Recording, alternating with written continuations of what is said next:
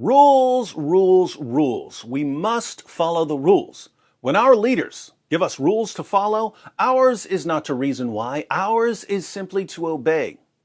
The only problem with obeying the rules is that I can't figure out what the rules are because they seem to change every 5 seconds. Take the chair of the House Committee on Double Standards, Congresswoman Ilhan Omar. As we all know, on September 11th, 2001, some people did something to someone in New York City. Sadly, some other people blamed certain people who weren't the people who did the thing.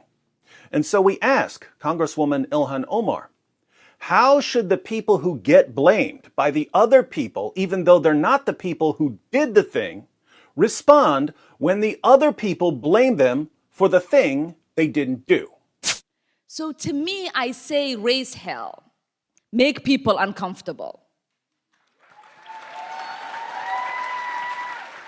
Because here's the truth. Here's the truth. Far too long, we have lived with the discomfort of being a second-class citizen. And frankly, I'm tired of it, and every single Muslim in this country should be tired of it.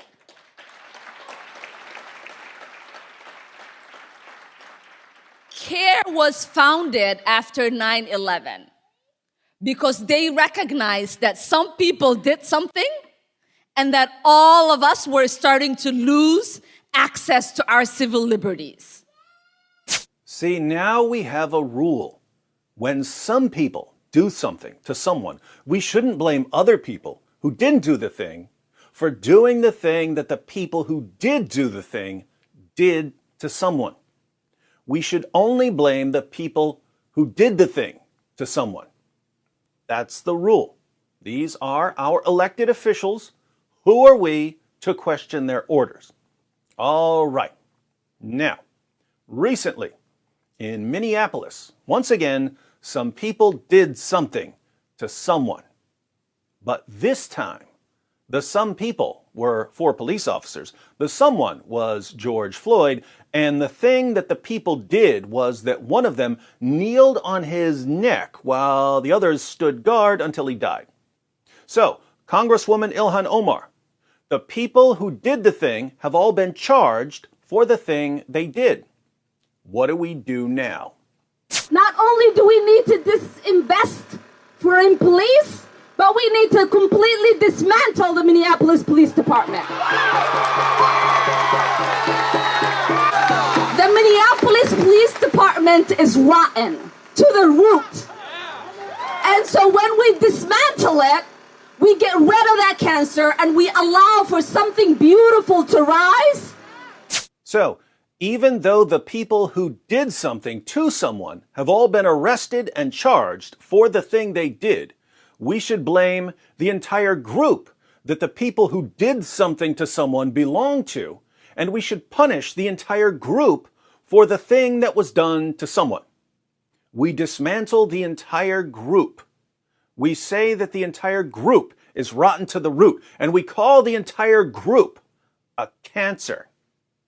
Now I'm confused. You see, I thought that we were only supposed to blame the people who did something to someone, not the people from the larger group who didn't do something to someone.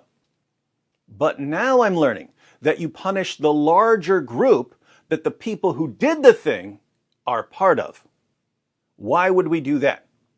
Well, I don't know much about the Minneapolis Police Department, but I'm guessing that this isn't the first time that someone from that department did something to someone. Suppose police officers from the Minneapolis Police Department have a long history of doing something to someone.